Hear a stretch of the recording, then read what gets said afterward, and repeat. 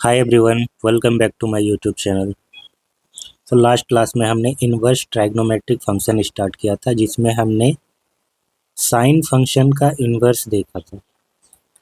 हमने ये भी डिस्कस किया था कि किसी भी ट्राइग्नोमेट्रिक फंक्शन का उसके फुल नेचुरल डोमेन में इनवर्स एग्जिस्ट करता ही नहीं, क्योंकि सारे ट्राइग्नोमेट्रिक फंक्शन पीरियडिक होते हैं बाय नेचर, और पीरियडिक होने की वजह से एक इंटरवल के बाद वो रिपीट करता है, उसका वैल्यू रिपीट करने लगता है। इसीलिए इसका जो ग्राफ होता है वो ऐसा होता है, साइन का कुछ ऐसा दिखेगा, कोस का भी सिमिलर टाइप का, टेन का कुछ ऐसा होता है। तो ये फेल हो जाता है वन वन होने में। अब अगर फंक्शन वन वन ही नहीं है तो बाइजेक्टिव नहीं होगा, उसका इन्वर्स कैसे एग्जिस्ट होगा? किसी फंक्शन का इन्वर्स एग्जिस्ट होने के लिए उसका वन वन ऑन टू होना जरूरी है। तो हम यहाँ पर क्या करते हैं, इंटेंशनली उसके डोमेन को रेस्ट्रिक्ट करते हैं उसे वन वन बनाने के लिए, तब जाकर के उसका इन्वर्स एग्जिस्ट करता है। तो हमने ये डिस्कस किया था लास्ट क्लास में। साइन एक्स का जो डोमेन है उसको रेस्ट्रिक्ट करते हैं हम -π/2 से π/2 के लिए, और इसका रेंज आपको पता है -1 to 1 होता है क्लोज इंटरवल में। तब ये function one one onto हो जाता है। ठीक है, ये हमारा जो ग्राफ है साइन फंक्शन का है विथ रेस्ट्रिक्टेड डोमेन, सिर्फ -π/2 से π/2 तक के लिए, बस इतना ही। अब ये फंक्शन ना वन वन ऑन टू होगा, क्योंकि इसका जो रेंज है वो -1 to 1 है। देखिए -1 to 1 है। मैपिंग भी हमने इतना ही डिफाइन किया है, जो को डोमेन है वो रेंज के बराबर हो जा रहा है। दूसरी बात, ये वन वन है, ये ग्राफ से भी पता चल रहा है कि आप एक्स एक्सिस के पैरेलल लाइन ड्रॉ करेंगे तो ग्राफ को किसी एक ही पॉइंट पे कट करेगा। अगर ये मल्टीपल पॉइंट्स पे कट करता है तो फिर ये वन वन नहीं होता है। तो अब ये function one one onto है, इसीलिए इसका इन्वर्स एग्जिस्ट करता है। फिर हमने देखा था कि किसी फंक्शन का ग्राफ और उसका इन्वर्स फंक्शन का जो ग्राफ होता है वो एक दूसरे का मिरर इमेज होता है about the line y = x। ये हमारा साइन x का ग्राफ है और ये उसके इन्वर्स का ग्राफ है। ठीक है, ये पूरा ग्राफ लिया गया है, जहाँ पर ये डिफाइंड है वन वन ऑन टू है वहाँ तक नहीं, बल्कि पूरा लिया गया है एक्सप्लेन करने के लिए कि ये कैसे एक दूसरे के मिरर इमेज होते हैं। तो y = x लाइन के अबाउट देखिए तो ये ठीक एक दूसरे के इमेज लगते हैं। अगर ओरिजिनल फंक्शन में कोई पॉइंट है जिसका कोऑर्डिनेट ए बी है, तो इसके कॉरेस्पॉन्डिंग जो इसका इन्वर्स होगा उसमें जो पॉइंट होगा उसका कोऑर्डिनेट होगा b, यानी एक्सचेंज हो जाएगा। एक और चीज़ डिस्कस करना है हमें, प्रिंसिपल वैल्यू ब्रांच। ये क्या होता है? जब हम फंक्शन को वन वन बनाते हैं ना, तो डोमेन को हम रेस्ट्रिक्ट करते हैं। एक बात आपने देखा होगा कि हम -π/2 से π/2 लिए थे, -π/2 से π/2, तो ये हमारा -π/2 पर -1 वैल्यू देता है और π/2 पर 1 वैल्यू देता है। तो इतना सा फंक्शन ये वन वन है। तो वन वन बनाने के लिए ज़रूरी नहीं है कि हम बस इतना ही सा लें, ऐसा भी हम कर सकते हैं कि यहाँ से ये वाला हिस्सा ले लें, तब भी ये वन वन हो जाएगा। ठीक है, ये कितना हो जाएगा? ये होगा π/2 और ये π/2 एंड 3π/2। सो π/2 एंड 3π/2 पर भी ये डिफाइंड हो जाएगा, वन वन हो जाएगा। ठीक है, फिर फर्दर हम यहाँ से भी कर सकते हैं 3π/2 से 5π/2, तब भी वन वन हो जाएगा। तो ऐसे बहुत सारे ब्रांचेस पॉसिबल हैं, बट उसमें से एक ब्रांच -π/2 से π/2 जो होता है उसको हम बोलते हैं प्रिंसिपल वैल्यू ब्रांच। ठीक है, प्रिंसिपल वैल्यू ब्रांच। और ये किस फंक्शन का? ये साइन इनवर्स एक्स का। यहाँ पर जब हम वन वन बना रहे हैं तभी जाकर ये इसका इनवर्स फंक्शन डिफाइंड हो रहा है। ठीक है, -π/2 से π/2, यानी कि यहाँ से लेकर के यहाँ तक। इससे ज़्यादा आगे जाएंगे तो अब देखिए ये तो फंक्शन ही नहीं रहेगा फिर, है ना? मल्टीपल वैल्यूज मिलने लगते हैं हमको, डोमेन के किसी एक पॉइंट फंक्शन के मल्टीपल वैल्यू मिलने लगते हैं, तो वो तो फंक्शन ही नहीं रहता फिर। तो समझ गए, प्रिंसिपल वैल्यू ब्रांच इसको बोलेंगे। अब इसी तरह से हर एक ट्राइग्नोमेट्रिक फंक्शन का एक प्रिंसिपल वैल्यू ब्रांच होता है। यहाँ पर π/2 पर कितना आएगा, 1 आता है वैल्यू इस फंक्शन के लिए। जो ओरिजिनल फंक्शन है π/2 पर 1 आता है, 5π/2 पर भी 1 आता है। तो अगर इसका इन्वर्स फंक्शन को अगर आप देखें तो ये वैल्यू क्या लेगा, -1 to 1 के बीच में लेगा। तो 1 ये किस पे दे सकता है, ये π/2 पर 1 देता है, 5π/2 पर भी 1 देता है, 3π/2 पर ये -1 देता है। तो π/2 और 5π/2 दोनों पर ही ये 1 दे रहा है। तो क्या साइन इनवर्स x है, इसमें हम x का वैल्यू 1 रखेंगे तो दो वैल्यू मिलेगा, π/2 एंड 5π/2। क्या ऐसा पॉसिबल है? फंक्शन तभी होता है ना कि हर एक पॉइंट ऑफ डोमेन के लिए आपको कोडोमेन में यूनिक इमेज मिले। अगर मल्टीपल इमेज मिल रहे हैं तो वो तो फंक्शन ही नहीं होगा। तो ये सब बातें हैं, हम एक साथ मल्टीपल वैल्यूज नहीं दे सकते। तो जो वैल्यू इसके बीच में लाई करेगा उसको हम क्या बोलते हैं, प्रिंसिपल वैल्यू। ये ब्रांच हो गया प्रिंसिपल वैल्यू ब्रांच, और जो वैल्यू इसके बीच में लाई करेगा उसको बोलेंगे principal value of inverse trigonometric function sine inverse x के लिए। अब हम अगले फंक्शन पे चलते हैं, यानी कि कॉस एक्स, इसका इनवर्स देखते हैं। सो कॉस एक्स का जो फुल डोमेन होता है आपको पता है कि वो आर होता है, पूरा सेट ऑफ रियल नंबर तक ये फैला हुआ होता है। तो ऑब्वियसली ये 1 1 नहीं होगा क्योंकि ये भी पीरियडिक है बाय नेचर। तो इसके डोमेन को हम रेस्ट्रिक्ट करेंगे from 0 to pi closed interval, और इसका रेंज भी सेम होता है एज साइन एक्स -1 to 1। तो अब ये फंक्शन 1 1 भी होगा और ऑन 2 भी होगा। जैसे ही ये फंक्शन बाइजेक्टिव होगा इसका इन्वर्स एग्जिस्ट करेगा।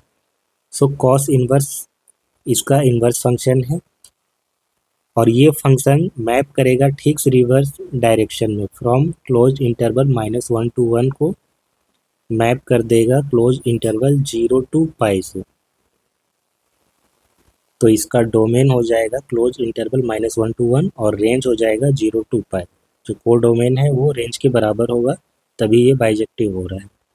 सो ये ओरिजिनल फंक्शन का ग्राफ है, ये भी पीरियडिक है। तो 0 to पाई यहाँ से लेकर के यहाँ तक बस इतना सा फंक्शन, तब ये 1 1 हो जाता है। देखिए अब ये कितना भी आप पैरेलल लाइन ड्रॉ करें फंक्शन को एक ही जगह पर कट कर रहा है। तो ये 1 1 हो गया, और ऑन 2 तो है ही क्योंकि कोडोमेन रेंज के बराबर हो जा रहा है, सॉरी यहाँ पर।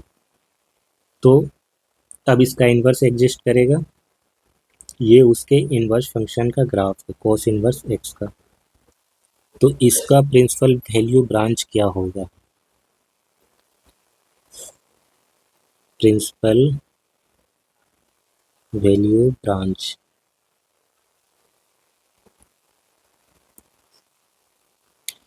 इसका प्रिंसिपल वैल्यू ब्रांच होगा 0 to pi close interval 0 to पाई। जो रेंज है वही होता है। तो 0 यहाँ पर है और पाई यहाँ पर है, तो ग्राफ यहाँ से लेकर के इतना, बस इतना ही होगा इन्वर्स फंक्शन का graph with principal value branch. ठीक है, और इसके बीच में जो इसका वैल्यू आएगा ना कोस इन्वर्स एक्स का, उसको हम बोलेंगे प्रिंसिपल वैल्यू। नेक्स्ट है हमारा कॉसेक एक्स, यानी कि साइन फंक्शन का उल्टा, उसका रिवर्स।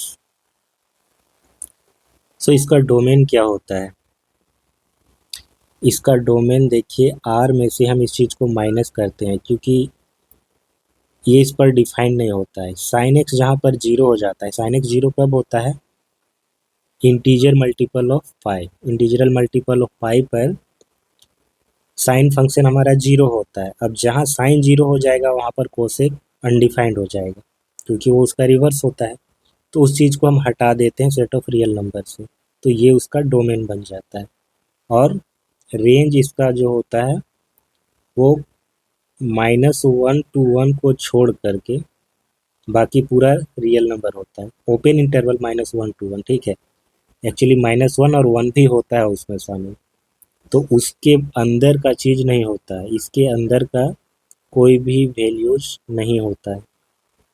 तो हम क्या करते हैं, सेट ऑफ रियल नंबर में इस ओपन इंटरवल को ही माइनस कर देते हैं, जो बच जाता है वो इसका रेंज होता है। इसका ग्राफ एक बार देखिए, ये है हमारा कोसेक एक्स का ग्राफ। तो जहाँ जहाँ पर पाई का मल्टीपल है वहाँ पर ये अनडिफाइंड होता है। देखिए ये पाई है, ये 2 पाई है, ये माइनस पाई, ये -2 पाई। तो यहाँ पर आपको ग्राफ नहीं दिखेगा। ये जो ग्राफ ऐसा दिख रहा है, ये इस लाइन को टच नहीं करेगा, इसके पैरेलल हो करके धीरे धीरे इसके क्लोज जाएगा, बट कभी टच नहीं करेगा। तो यहाँ पर ये फंक्शन अनडिफाइंड होता है, और इसका जो वैल्यू है, रेंज है, वो -1 to 1 के बीच में नहीं होगा, इससे बाहर ही होगा। ठीक है, 1 भी होगा, ये ऐसे होगा, 1 के ऊपर 1 को इंक्लूड करके और -1 को इंक्लूड करके नीचे। इसके अंदर इधर कहीं पर भी ग्राफ आपको नज़र नहीं आएगा।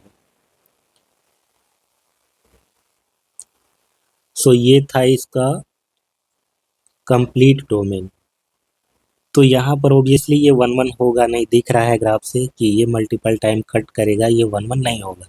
तो इसको 1 1 बनाने के लिए हम इसके डोमेन को रेस्ट्रिक्ट करेंगे। रेस्ट्रिक्ट कहाँ से कहाँ तक करेंगे, -π/2 से π/2। देखिए ये रहा -π/2, ये रहा π/2। तो यहाँ तक इसका जो ग्राफ है वो ये वाला होगा, और ये वाला होगा। अब इतना सा जो ग्राफ है, इसमें अगर हम एक्स एक्सिस के पैरेलल लाइन ड्रॉ करते हैं तो एक ही जगह पर कट कर रहा है। ठीक है, ये 1 1 चेक करने का एक तरीका होता है, क्योंकि 0 पर तो ये डिफाइंड ही नहीं है।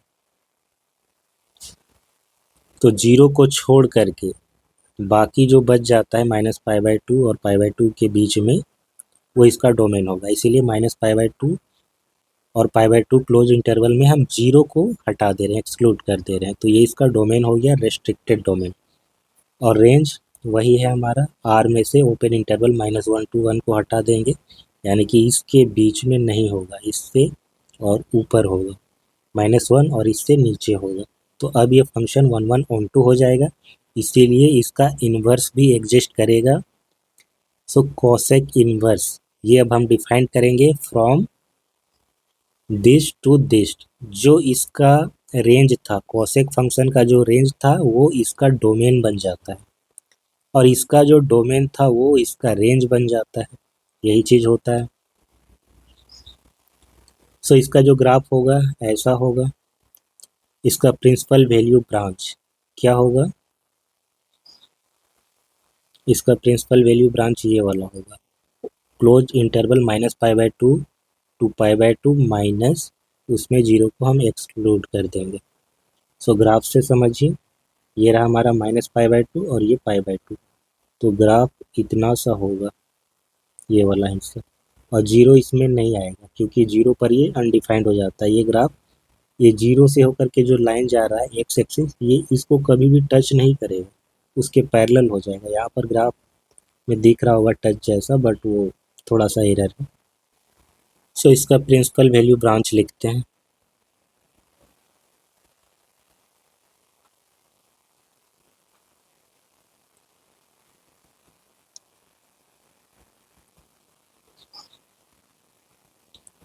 ये -π/2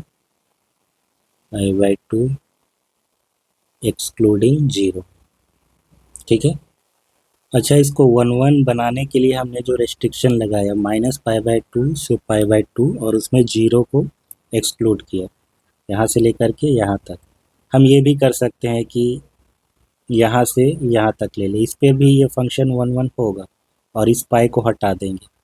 तो ऐसे कई सारे इंटरवल बना सकते हैं, डिफाइन कर सकते हैं, जहाँ पर ये 1 1 होगा। बट स्पेशली ये वाला जो होता है ब्रांच, इसको हम बोलेंगे प्रिंसिपल वैल्यू ब्रांच। ठीक है, इस पर क्वेश्चन भी आता है, आपसे पूछा जाएगा प्रिंसिपल वैल्यू ब्रांच के अंतर्गत प्रिंसिपल वैल्यूज का फाइंड आउट करने के लिए इनवर्स फंक्शन को। अब हम चलते हैं सेक फंक्शन पे, इसका इन्वर्स देखेंगे, यानी कि सेक इन्वर्स एक्स देखेंगे। सो कॉस एक्स कहाँ पर 0 होता है, ये आप देखिए। सबसे पहले ये ऑड मल्टीपल ऑफ π/2 पर कॉस फंक्शन 0 हो जाता है। तो 2n+1 ये होता है odd number, for any integral value of n, n का कुछ भी वैल्यू रखिए, 2n+1 हमेशा एक ऑड नंबर देगा। तो ये बन जाता है हमारा odd multiple of π/2। Odd multiple of π/2 पर कॉस हमेशा जीरो होता है। अब जहाँ कॉस जीरो होगा वहाँ पर सेट डिफाइन नहीं होगा, इसीलिए हम इस चीज़ को एक सेट बना करके सेट ऑफ रियल नंबर से हटा दे रहे हैं, एक्सक्लूड कर दिया।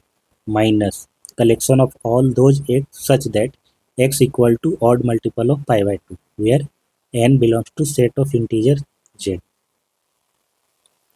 तो ये उसका फुल डोमेन है और रेंज ये चीज़ है। ठीक है, -1 to 1 ओपन इंटरवल को आर में से हटा देंगे, क्योंकि -1 और 1 भी इंक्लूड होता है, इसके बीच की चीज़ें नहीं होती है, बाकी कुछ भी हो सकता है। तो इस पर तो ये 1 1 होगा नहीं, जाहिर सी बात है। इसको 1 1 बनाने के लिए हम डोमेन को रेस्ट्रिक्ट करेंगे, कहाँ से कहाँ तक, 0 to π, उसमें π/2 को हटा देंगे, क्योंकि 0 से π के बीच में π/2 आ रहा है और ये ऑड मल्टीपल ऑफ π/2 है, तो ऑब्वियसली इस पर अनडिफाइंड हो जाएगा हमारा सेक फंक्शन, और रेंज वही रहेगा, कोड डोमेन के बराबर है, इसीलिए ऑब्वियसली ये ऑन टू होगा। डोमेन को रेस्ट्रिक्ट करने के बाद ये 1 1 भी हो गया है और ऑन टू तो है ही, इसीलिए ये बाइजेक्टिव होगा और इसका इन्वर्स फंक्शन एग्जिस्ट करेगा, जिसको हम बोलेंगे सेक इन्वर्स। इसका डोमेन हो जाएगा इसके रेंज के बराबर, और इसका जो रेंज है वो सेक फंक्शन के डोमेन के बराबर। सो ये हमारा π/2 है, ये π/2 है, ये पाई है, ये -π, ये ओरिजिन है। तो जहाँ पर ऑड मल्टीपल ऑफ π/2 है वहाँ पर आप देखिए ये डिफाइंड ही नहीं होगा।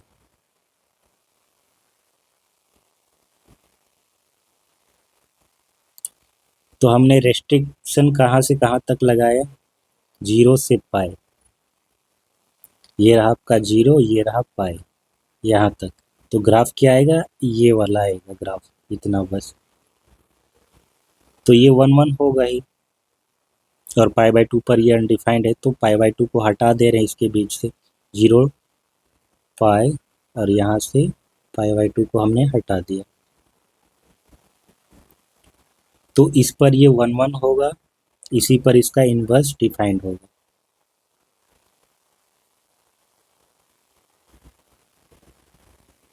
ये -π/2, ये -π,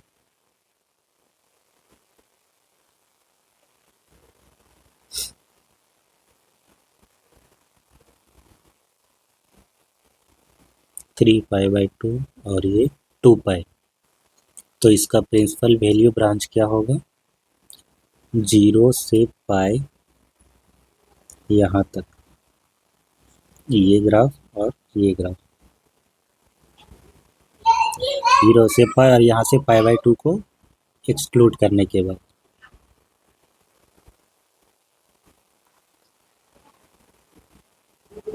प्रिंसिपल वैल्यू ब्रांच,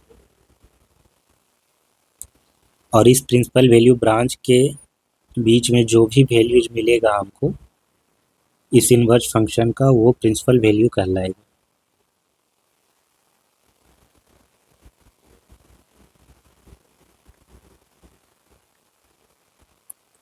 नेक्स्ट है हमारा टेंजेंट फंक्शन।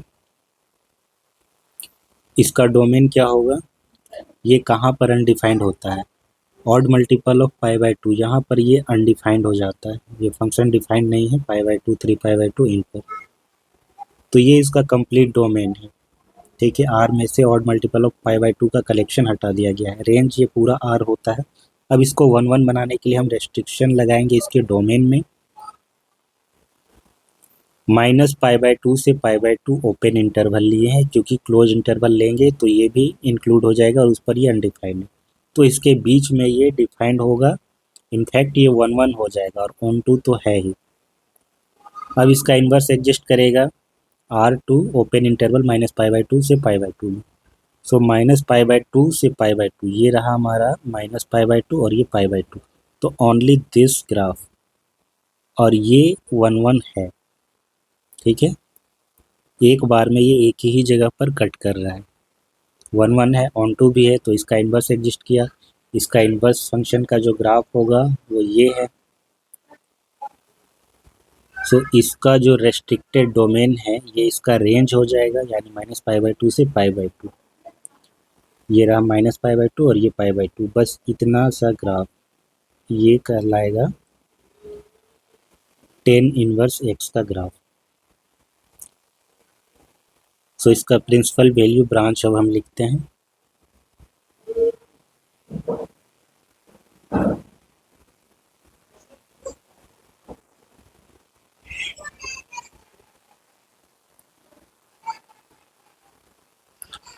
-π/2 से π/2 ओपन इंटरवल, क्योंकि इस पर ये डिफाइंड नहीं। ठीक है, -π/2 और π/2 को छोड़ करके उसके अंदर की चीज़ों पर ये डिफाइंड है। तो जो tan इनवर्स x का वैल्यू आएगा वो इसके बीच में जो आएगा उसको हम बोलेंगे प्रिंसिपल वैल्यू, और ऐसे तो और भी वैल्यूज पॉसिबल होते हैं।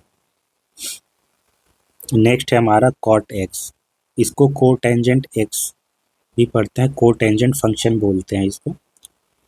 तो जहाँ पर हमारा tan x 0 होगा, टेंजेंट फंक्शन का वैल्यू 0 होगा, वहाँ पर कोटेंजेंट फंक्शन अनडिफाइंड हो जाता है। सो जो टेंजेंट फंक्शन है वो इंटीग्रल मल्टीपल ऑफ पाई पर 0 हो जाता है। दैट मीन्स वहाँ पर कोटेंजेंट फंक्शन अनडिफाइंड होगा, इसीलिए उसके कलेक्शन को हम रियल नंबर से हटा देंगे। तो जो बचता है यही इसका डोमेन होगा और रेंज इसका R है।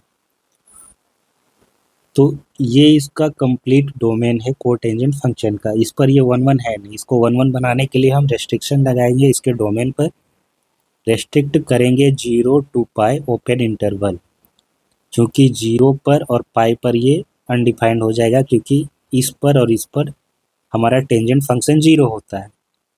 जहाँ टेंजेंट फंक्शन 0 वहाँ पर कोटेंजेंट अनडिफाइंड।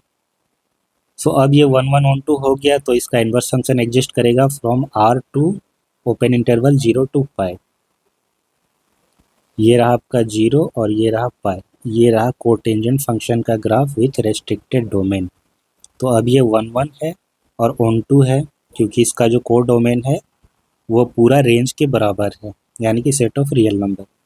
तो इसका इन्वर्स फंक्शन एग्जिस्ट किया, उसका ग्राफ ये है। So with in principle value branch 0 to pi, ये उसका ग्राफ होगा हमारा कॉट इनवर्स x का। सो इसका प्रिंसिपल वैल्यू ब्रांच क्या आया, 0 to pi. Principal value branch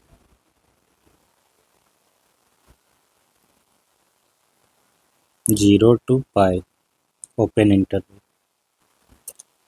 अब कुछ रिमार्क हैं, कुछ नोट्स हैं, जिसको एक बार हम डिस्कस कर लेते हैं। Sine inverse x is not same as sine x to the power -1, ये इसके इक्वल नहीं होता है, इससे कंफ्यूज नहीं करना है।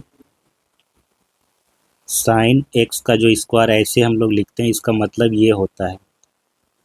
बट अगर यहाँ पर कभी -x ऐसा लिखा हुआ दिख रहा है तो ये इन्वर्स फंक्शन है, ठीक है, इसका मतलब इन्वर्स फंक्शन है, ये बस एक नोटेशन है, ये नहीं है, ये नहीं है, ये अलग चीज़ है।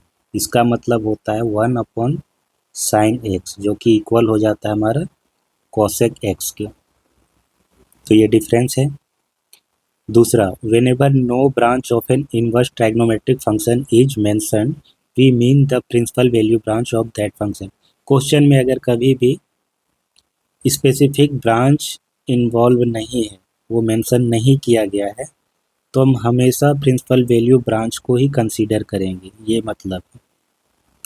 The value of inverse trigonometric function which lie in the principal branch is called the principal value of that inverse trigonometric function.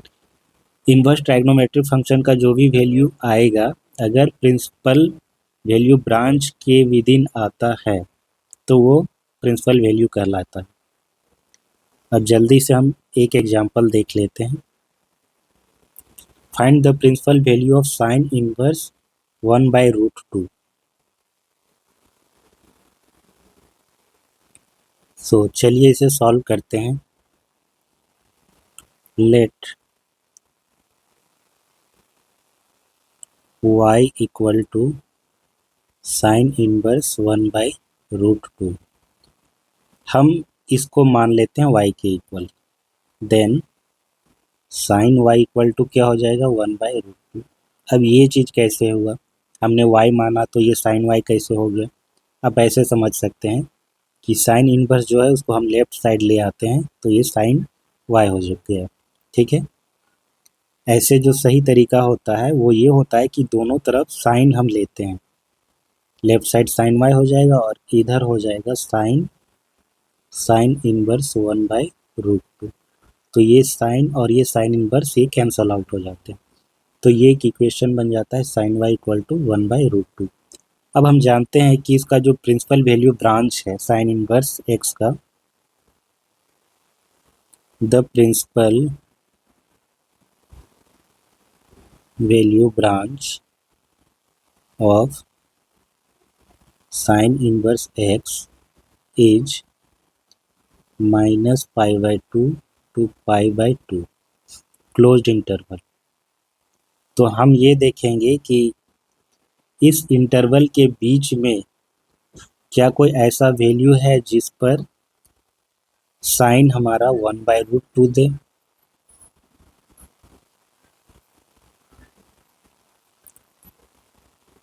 Sign y equal to 1/√2 है और ये जो 1/√2 है ये देता है साइन π/4 पर, तो इसका मतलब y इक्वल टू π/4 ये हो जाएगा प्रिंसिपल वैल्यू ऑफ किसका, साइन इनवर्स 1/√2 का, साइन इनवर्स 1/√2 का, y इक्वल टू π/4 क्योंकि y हमने माना है इसे था। ठीक है, y equal to sine inverse 1/√2 इसे हमने माना था, इसीलिए y का जो वैल्यू आया वो इसका वैल्यू होगा, प्रिंसिपल वैल्यू। नेक्स्ट क्वेश्चन देखते हैं, find the principal value of cot inverse minus of 1/√3। Let y equal to cot inverse minus of 1/√3, this implies cot y equal to minus of 1/√3। So इसका principal value branch वो भी हमको लिखना है पहले, principal value branch cot inverse का of cot inverse x, ये open interval 0 to π होता है, ओपन इंटरवल 0 to π, तो जो वैल्यू आएगा वो इसी के बीच आना चाहिए।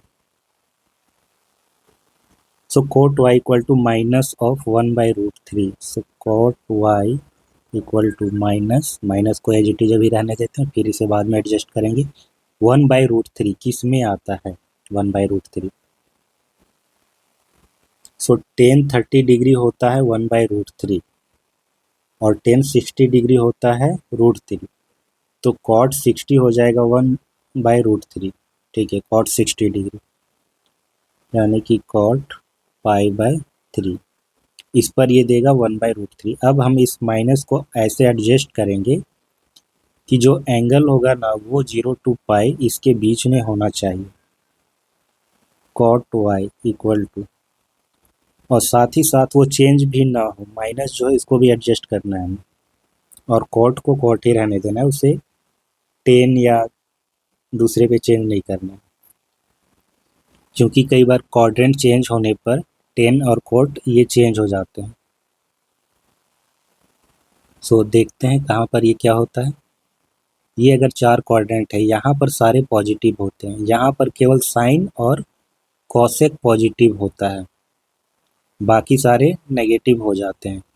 तो यहाँ पर हम ले सकते हैं इसे पाई माइनस π/3 करके, और क्योंकि पाई प्लस माइनस पे ये चेंज नहीं होता है तो हम इसको लिख सकते हैं कॉट पाई माइनस π/3। तो ये कॉट का कॉट ही रहेगा बट विथ माइनस साइन, ये माइनस कॉट π/3 ये दे देगा। तो अब इसका वैल्यू क्या हो जाएगा, cot y equal to cot 2π/3, और ये जो 2π/3 है ये कितना होगा 60 टाइम्स 2 यानी कि 120 डिग्री, जो कि 0 से लेकर के 180 डिग्री के बीच में है। पाई का मतलब 180 डिग्री, तो 0 से 180 डिग्री के बीच में ही आता है 120 डिग्री, इसीलिए y इक्वल टू 2π/3 ये हो जाएगा इसका प्रिंसिपल वैल्यू।